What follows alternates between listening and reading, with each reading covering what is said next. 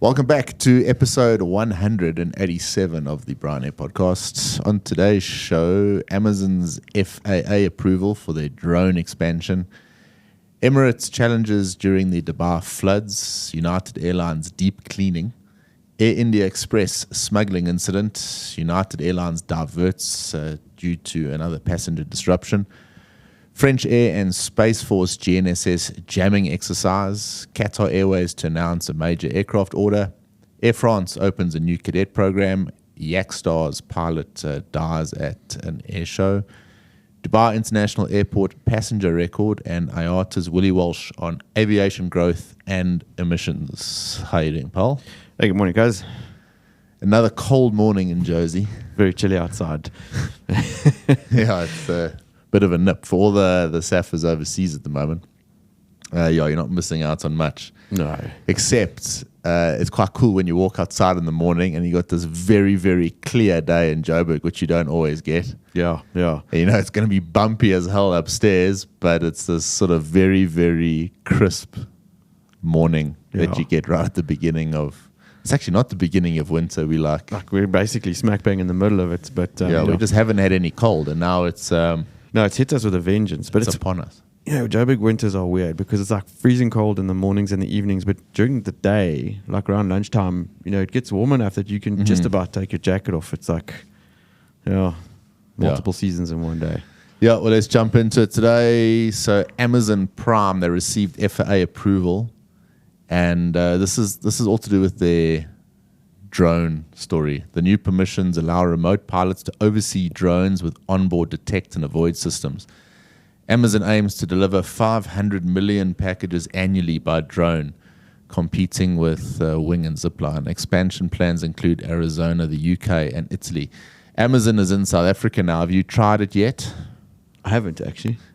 I haven't ordered anything from them yet, but right now it's not as good as Takealot.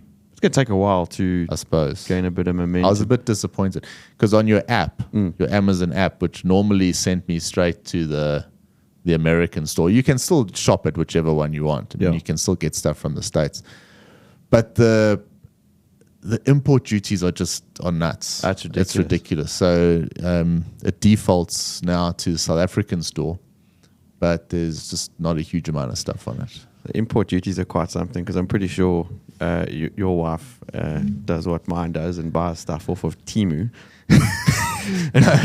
No, she hasn't yet, but she keeps saying, what's this Temu out there? In other words, say, well, why don't you try it? No. Shein and Temu. Is it like a new Shein or what? It is, basically. And for a while now, they've been getting away with it because it's like, oh, cool, things are so much cheaper. And I don't think government had quite caught onto the...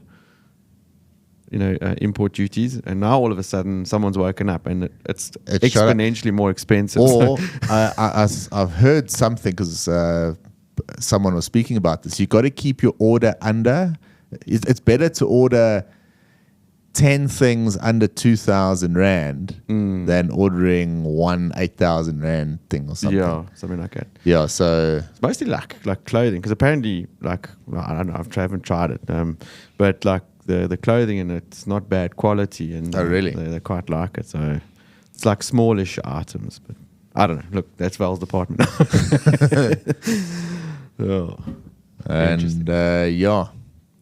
Cool, man.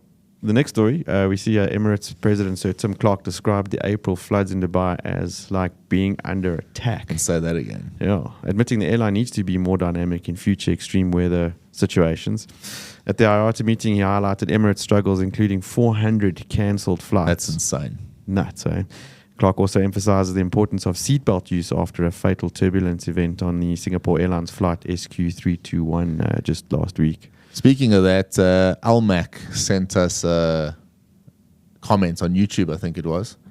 Going to look into it a bit more. But now this is IATA have something, and it's using AI and all sorts of things. It's a subscription-based things that the airline can actually use to predict this turbulence story. Wow. That's going to be flipping interesting because that's the first real case AI use for actual operations. Yeah. It can only get better. I mean, like with airlines starting to implement the use of Starlink, that'll probably translate into real lifetime you're data, might maybe avoid these events. It'll be interesting to watch. So this is probably something worth a separate report on that we'll look into it. We'll look into it. Yeah. United Airlines removes a plane for deep cleaning after up to 30 passengers fell ill on a flight from Vancouver to Houston. The sick passengers were part of a group returning from a cruise in British Columbia. The CDC is investigating norovirus outbreaks on cruise ships, including the Celebrity Summit. No hospitalizations occurred, but 2 subsequent flights were cancelled. So there was a lot of bit of the poopy flu going on. Gotching and shitting going on that. That must suck, eh? No, look, feel sorry for the cleaning crew. Yes. Well, I feel sorry for the other passengers on the plane. That's just horrible. I mean, look, when those bugs start going around, it's, cruise ships. I don't vibe with those, eh? No. Hey, I've never been on one. Me neither. But it just seems like seems to be one place where like it's a petri dish for viruses. Yeah. Shit. Leave it there. Yeah. Air India Express flight attendant Sarabi Khatun, I hope I got that right, 26 years old, was arrested in Kerala for attempting to smuggle nearly 1 kilogram of gold hidden in her rectum. That's why I left that story for you. Shocked. There was on a flight from Muscat, Oman. Yeah. The Directorate of Revenue Intelligence nabbed Khatun in a sting operation at Kannur Airport. Gold smuggling is becoming rampant in India due to high import taxes and demand for cheap gold. Yep. So to summarize this story, she shoved 1 kilo of gold up her ass. How do you get 1 kilo of gold up your nort, pal? I mean... Yesterday. Sorry. Some cool stories today. Exactly. Yeah. Jeez. United Airlines 787-10 from Brussels to New York diverted to Dublin due to an onboard passenger disruption. Initially, no formal emergency was declared. Upon landing, the HSC infectious disease unit attended to the flight due to a suspected infectious disease. The aircraft remains at a remote stand. So this is another one. Huh? Starting to see a bit of a pattern involved there. Yeah, I'm getting a bit nervous because there's been, if you put CNN on, there's been the odd sort of virus talk and this, that. There was something that was closed down the other day due to a suspected virus, and they're too loose with these things at the moment. They must just... they must chillax a bit. They must just, Look, I don't think the world will fall for that shit again. Sincerely hope not. Yes, So the French Air and Space Force will conduct GNSS jamming during the Black Crow 24 exercise from the May 27th to June the 7th to train crews for disrupted GPS environments. The jamming affecting areas in the... You name that one. Puy de Dôme region. That's going to occur 2 to 3 hours daily. Notable impacts include Finnair suspending flights to Qatar to Estonia due to GPS interference. So I think this is important. It's a hot topic and it has to be done. So at least we're relying on the French Air and Space Force, not the South African Air and Space Force, to do this work. I've got no doubt that this will be sorted out pretty soon. Yeah. The GPS jamming stuff. Yeah. And maybe with the way AI is being used, and like you say, with Starlink on the aircraft and things like that. I suppose when you start adding connections to an aircraft like Starlink, I think that opens up the threat of attacks more, though, if you're being realistic, because quite possibly more people then have access to forcing an attack. So I don't know. We'll have to see. Yeah, just that's it does. I'm pretty sure there's going to be some clever people behind it, to avoid that like little error message popping up in the cruise that your antivirus subscription has expired. And yeah, well, you would think, but not all pilots are too sharp on those things, if we're being honest. True story. Yakstars aerobatic team pilot died after colliding with a teammate at an air show in Portugal. The crash occurred during a formation flight witnessed by thousands. The deceased was a Spanish national, while the other pilot, a Portuguese national, survived with minor injuries. There was a video out, not going to play it. I hate these videos. Yeah. Just any plane crash is terrible. At an air show in front of people, it's just even worse. And you just, family and friends probably in attendance there. It's just terrible. But they just happens every year. Yeah, it's not lacquer. Dangerous, man. So Qatar Airways is expected to announce an order for about 200 wide-body aircraft at the Farnborough Air Show now 224. Mm-hmm. They say that this order will likely include both Airbus A350s and Boeing 777Xs. Yeah. This marks a significant development after resolving a dispute with Airbus and amidst Boeing's recent challenges. So the CEO, Badr Mohammed Al-Mir, expressed confidence in both manufacturers.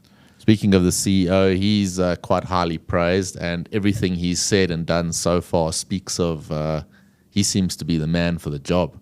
They had that other guy there for yonks, and he was almost militant in his way he led. I'll be very interested to hear how the employees see the new CEO, because everything from the outside appears extremely positive, and if it wasn't already, they really seem to be turning that airline into a...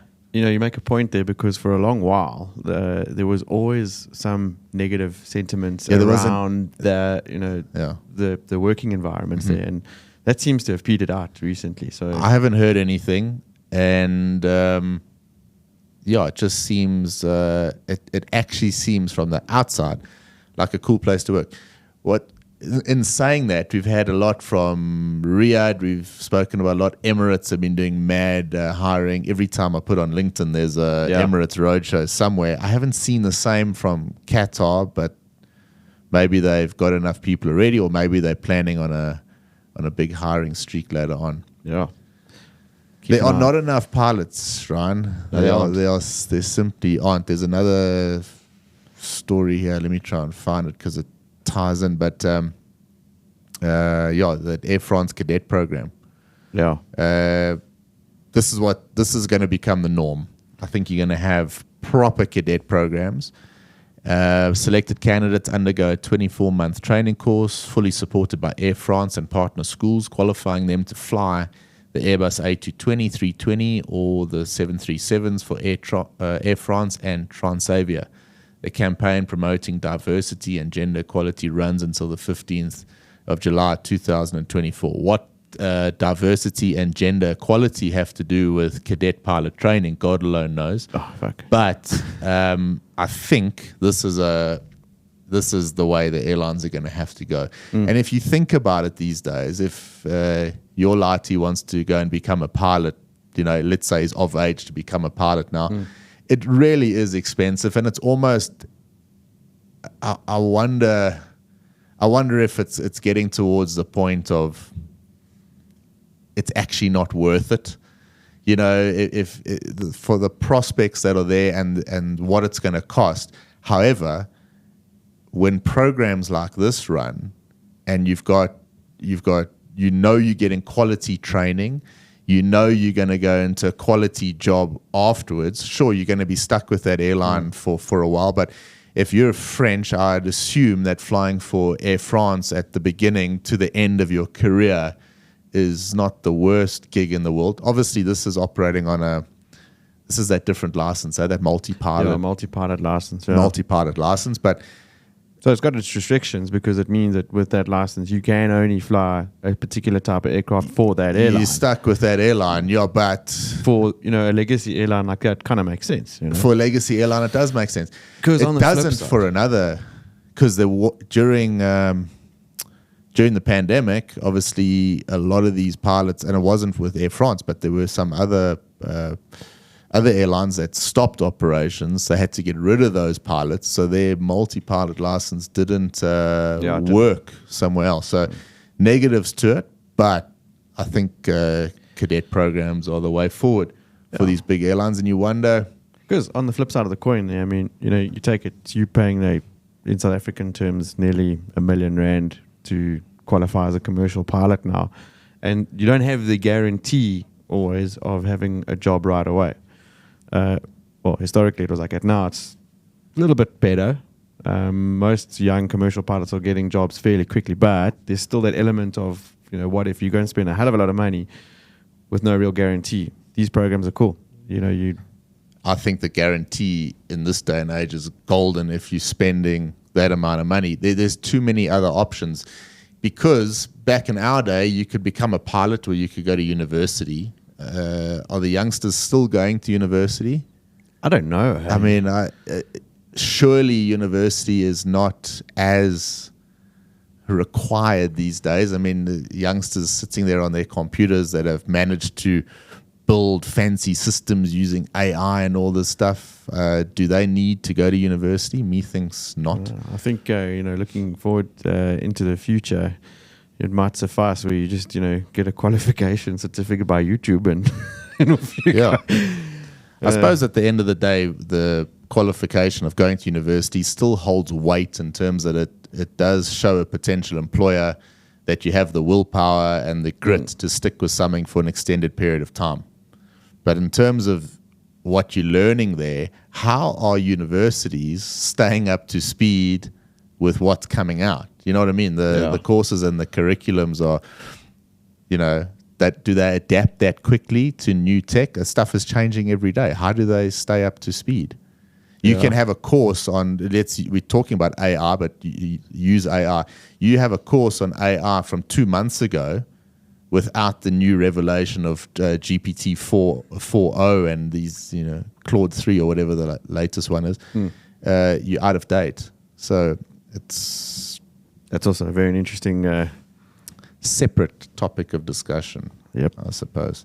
DXB expects to break records in 2024 with 91 million passengers, driven by Emirates and Fly Dubai network expansions.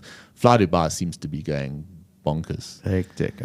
Q1 2024, DXB saw 23 million passengers, an 8.4% increase year on year. Paul Griffiths highlights the crucial role DXB plays in Dubai's economy, connecting 256 destinations in 102 countries through 90 carriers. It's a major, major airport. Yeah. Here's a story I like. This Willie Walsh's IATA Director General rejects limiting airline growth for emission reduction, calling it a European-centric view. Instead, he advocates for decarbonizing the industry with cleaner fuel, hydrogen aircraft, and electrification. Walsh highlighted there that significant aviation growth in India and potential economic benefits for Africa, emphasizing a global focus on reducing the carbon footprint without stifling growth. Yeah, that's a lot of sense that is spoken there. Yes. You're not going to achieve, what are you going to do? Africa, you've still got DC-8s flying around. You got 727s and MDs, and they're not fantastic for the environment, but you can't stop growth and you can't stop connecting African countries. So it depends on where you are in the world. India's the same story. Yeah. So, cleaner fuel, hydrogen aircraft, and electrification. Hydrogen is, when I was in Paris now, I went in a hydrogen Toyota. Serious? Yeah. And? It's like, no difference, but, very, very fancy looking car. Yeah. We don't get those in South Africa. So whenever you jump in one of these, it's like driving in an iPad. It just looks kind of cool. Quiet, seems to have lots of vuma. Yeah. Yeah. Yeah, that's definitely, I think, the way of the future by the looks of things. 100%. Cool. Well, that's all the aviation news for today. And we'll be back on Friday morning. That's right. Yeah, Friday for the third show of the week. Yeah, 100%. If you're not a Patreon supporter and you want to support us, please think about it. There's so much gen coming out of this show, and we need your support. Yeah, be a bro and click that link. We'd appreciate it. Yeah. Have a good day, everyone. Take it easy. From our side, bye for now.